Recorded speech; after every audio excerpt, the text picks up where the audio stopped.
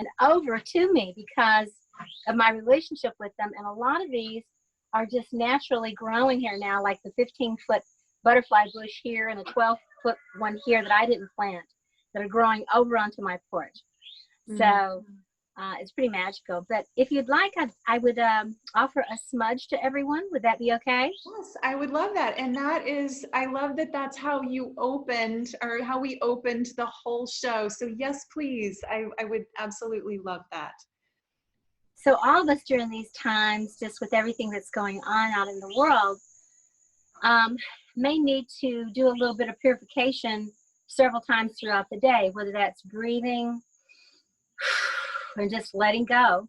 And that doesn't mean not embodying or facing, but it does mean not taking it on to the point that we're not functional, or we're so laden, heavy laden, that we can't actually serve.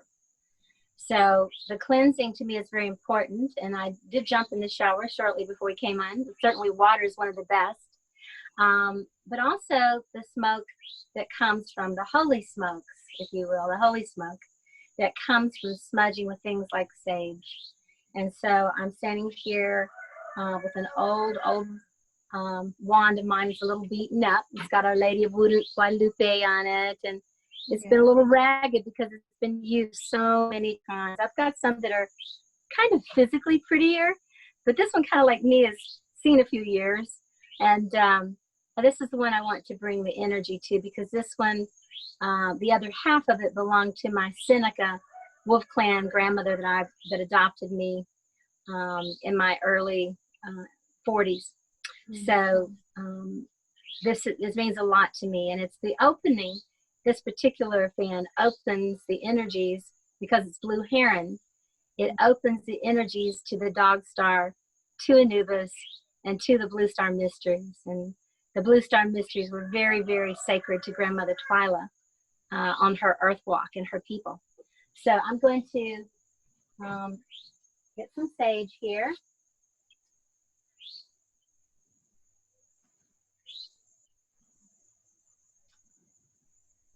And like this, get some sage here.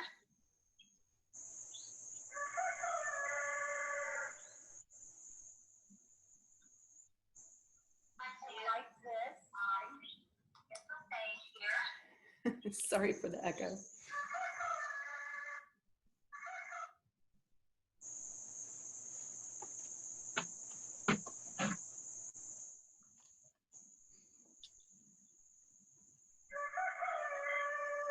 Our rooster reminds us that no matter what time of day it is, it's always time to wake up, pay attention.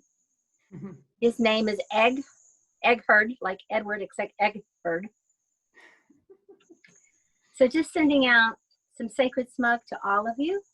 Just take a sniff and waft it over your bodies, your energy filled. This is how I begin my day, end my day, and any time in between when I need to say, okay, enough. This is too much. Yeah, etherically, we can all do that, you know, right here live through the video. I can feel it.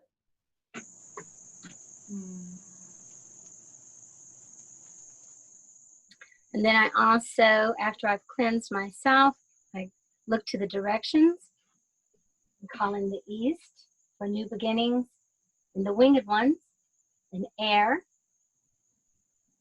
And I call in the south for the fire, for those who walk upon the earth and go through the shadows and the trials of earth, all of us, and lots of creatures and beings and trees. And to the west, for the waters, the sacred waters and the swimmers, those with fins, those who breathe underwater, those who float and swim on the water, those who go into dissolving the old and facing the shadow. And also our intuitions. And then calling in the north, which is the place of the ancestors and gratitude, the place of the buffalo, the white buffalo, the white wolf, all the white hares. We call them in and ask for their guidance to walk upon this earth. We call in the great above, all the angelic beings, everything that's interdimensional, galactic, multi-level consciousness, everything that we can't necessarily see with our physical eye, but we can see with our third eye and the eyes of our heart and feel exist, and in our visions and dreams. So we call in help from the great above, and we call in help from the great below, which is Mother Earth herself, Gaia, the green man, the fertility energies, that everything we have as human beings, the material realm, comes from Mother Earth. And while we may originate from the stars, our surrogate mother loves us like her own and gives to us the best that she has every day. So hopefully it's our desire to appreciate her and give back to her. And last but not least, we call in the great within. And we connect with it through our hearts. But the great within is something we're within. We are within the great within, the heart of creation, the great star nations, our higher, greater powers. And we tune in and take just a moment, even with roosters crying and sometimes dogs barking. And I'm hearing a goat down there right now. We call in energy, and we tune in to our innermost being, our within. And we hear the message of our hearts. We see if there's anything there for today for us. Even if we don't understand it, if something comes to us, that's okay. We just know it's coming from the great within, which is endless to all dimensions. And then when we're ready, we take a nice big deep breath. Exhale fully. Send our love to the world, to all those we love, and maybe even especially to those we don't. And open our hearts to encompass all things, light and dark, all dimensions, and to show up. Oh. Oh, thank you.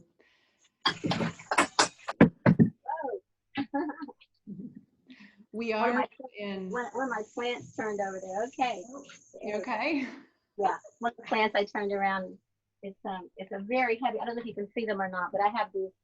You know what? I'm going to do this just so you can see, and we'll come back here. This is kind of fun. I want you to see the embodiment that I live, beginning with these two guys. There's Mystic, Coda Bear. Yeah, so I live with wolves, and they've got another brother and a sister. But anyway, this is my 10-foot tree that planted itself. And there's all the trees and bushes growing up around my house. When my late husband and I moved here, this was a plant that turned over. It's gotten so huge and heavy and beautiful with flowers.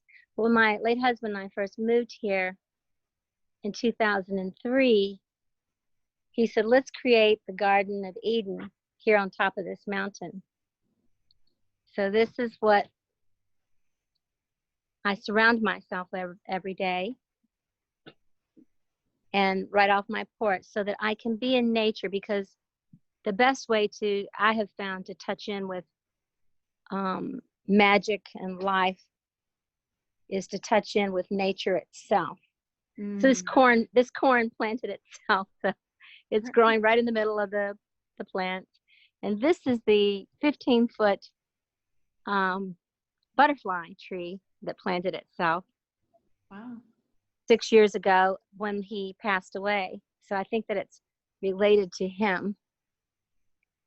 And right here is where, well, first you have to come over here. These are my bird feeders. I feed the birds every day. These are my hummingbird feeders. So right before we began, there was a hummingbird like literally trying to land on my head because I hadn't fed them yet. Oh, I love that. And this is where I do some exercise on my deck, looking out at the mountains. Here's my view while I'm exercising. Nice. And then here's where I do a lot of my sessions. Right back here in my little cubby hole here, where I come back and sit down here on my couch here, where I do a lot of my sessions sitting here looking out at the mountains. So I know it's a little bouncy and not, you know, like super professional, but I want you to just kind of see what I believe that we're talking about. Yeah. And that we're talking about creating heaven on earth. We're talking about being able to embody spirituality. Let's put this back on here now. And I think it's important that we do more than talk, that we demonstrate and that we live that. Just about 50 feet from here, I have 5 goats, miniature goats, Pan, Krishna, Radha, Kali, and Bridget. And I have chickens and a rooster. I have other gardens, and several buildings here because I have a retreat here. And this is called Loveland Retreat. So people come here to do work with us and come here sometimes just to rest and to heal. So we've created a sanctuary. I call it Loveland Home Retreat Sanctuary. So there was a hummingbird there. I don't know if you saw him in the back. Oh, yeah, I did. I saw it fly by. So we have a lot of hummingbirds here. So this is welcome to my home. And like I said, it's like 10 steps from walking back into my house into where I have my office and my home. And it's a sanctuary too. So I've created it that it feels like a sanctuary for all who enter here. So that's what it's like here at my home. It's the reflection of my soul and my embodiment, because I'm one who very much downloads information like you from the other realms, and I have to have things that ground me and that nurture me in order for me to stay on this earth. Yeah. Thank you for sharing your home and your sanctuary with me and the viewers. And I just love what you've created there. I can see how natural you feel in your element there. And I also love that you followed that inner calling to create a sacred space in the mountains, because that was clearly where you were drawn and guided to go. And I also follow, guidance. I've moved so many times based on guidance, and I love the ocean. So I'm currently in Florida. I have to drive there. I haven't quite gotten my oceanfront home yet, but I put it in my escrow account with Spirit, so I could just walk out on the beach. But I do get to go and walk on the beach and watch the sunrise and sunset, and that to me, with my feet in the water, walking in the sand, that's my heaven on earth, my paradise. Yes. Yeah. I believe it's really important to find the place on the earth. They call it cartography. I think that it's really astrocartography, really important to find where your spirit and your soul resonates. Because it's like planting a plant in the type of soil with the correct pH, with the correct nutrients, with the right amount of water, with the right amount of earth, right amount of sunlight, so because wherever you plant yourself, that's how you're going to grow. That's what the nutrients that you're going to take in, so if you're a person that maybe needs lots of moisture, we have a lot of moisture here. And I really loved it, like I said, the Bay Area, but about 3/4 of the year there was not any moisture except to go to the ocean. And I did that frequently. But to be where there's something that, I run a lot of fire. So it's really important for me to have moisture and to have green and lush and have that sense of wetness, if you will, because I have so much fire. And by the way, in 2 weeks, I'm going to the beach for a week myself, because that's my second most favorite place to be on the planet, is by the beach. And that's about a 4-hour drive for us. So that's what I do, is we'll spend a lot of time here. And then, of course, in the past, a lot of time on the road and traveling too, and coming back here. But then when I really want to completely go away and go into the dream time versus visioning. When I vision here on top of the mountain. When I dream, I like to go to the ocean. Nice. Yeah, I can resonate with all of that. And I do love to go to the ocean or the mountains as well. Infrequently, but when I do get to go, it's always a powerful experience. Yeah. And so, you know, I don't want to keep you too long. I appreciate so much that you came in and shared your space with us. And I want to, for anybody watching that hasn't seen your interview yet, it was released this morning. And you can still get in. I will actually put a link to get to the summit, so that anybody that's watching this that maybe hasn't gotten into the summit yet can still get there. You have to sign up and register, and then you can get, day by day, you get the interviews. And one of the most beautiful things that that was in today's interview with Star Wolf is she takes us on a shamanic guided breathwork journey. And it's just this really beautiful journey that I only like 10 minutes or so. I don't know exactly, but it was an abbreviated version of usually what's about an hour. Yeah, you get to touch in and feel what it's like and get an experience of it. So I highly recommend, if you haven't yet, to get in there and do that. That's something that that you can create a practice around and do every day, and really help you with that inner journey. And another thing I wanted to comment on is I was re-listening to some of our interview this morning before we jumped on, and how you had said, I love when you said, obviously we're meant to explore and journey. We were built that way, and that we have this inner pharmacy within us. And so rather than needing to, and there's no judgment for those that choose, Right. rather than needing to bring in plant medicine or psychedelics, we actually have all of that within us already.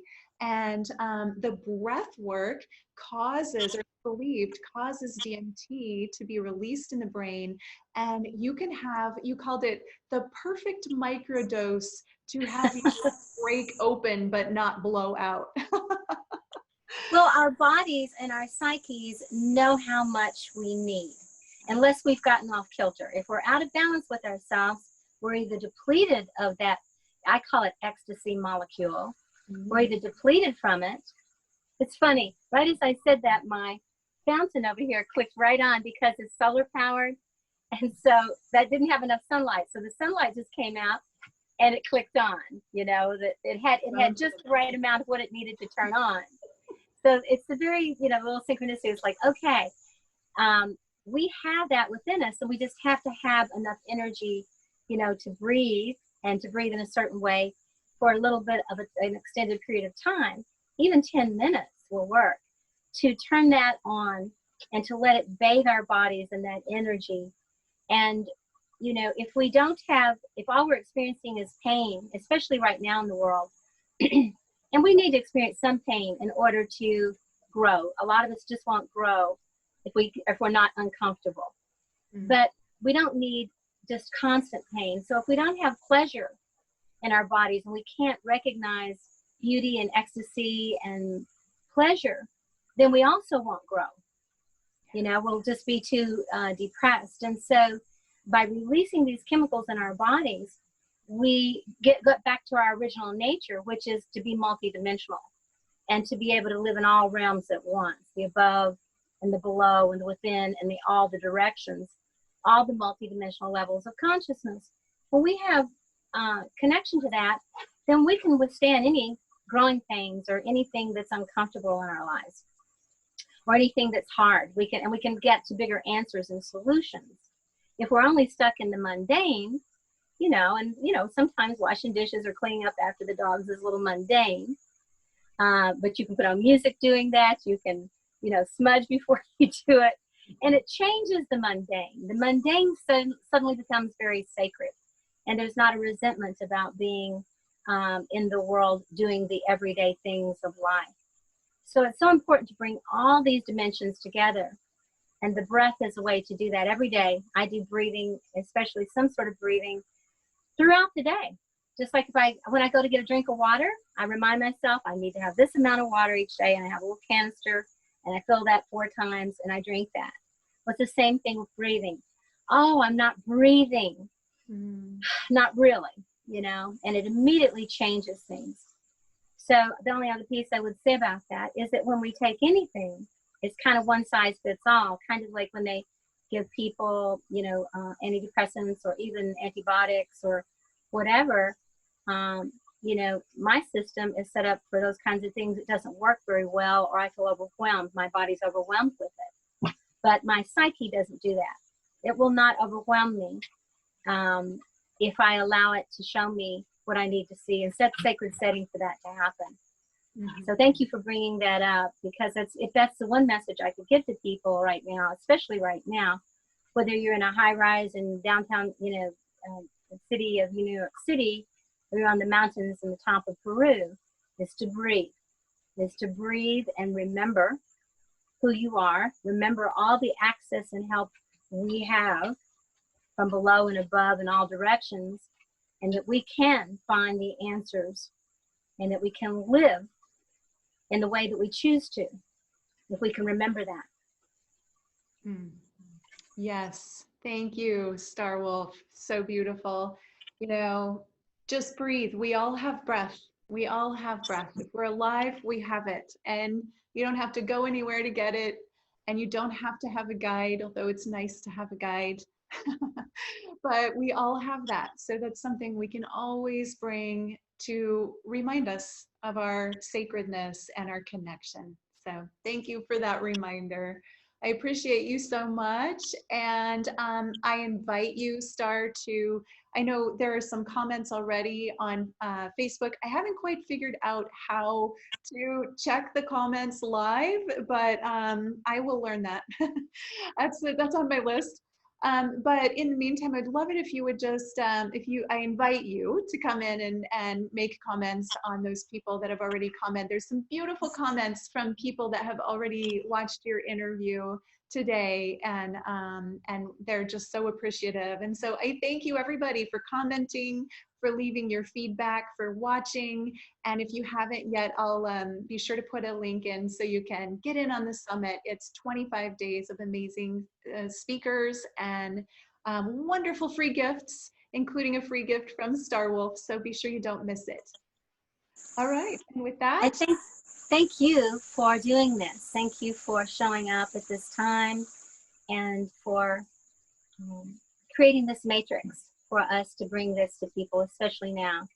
And I'm so appreciative of that. I hear from literally hundreds and hundreds and hundreds of people from all around the world, asking for help and love and support and guidance. And it's difficult to answer so many people one-on-one.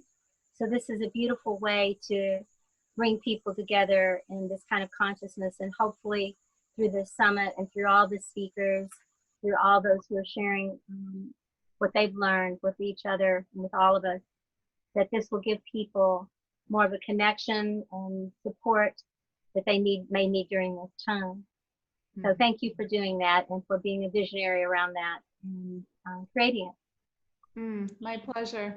I'm really grateful to be able to bring you and so many other amazing people to all of the viewers, and the summit's free.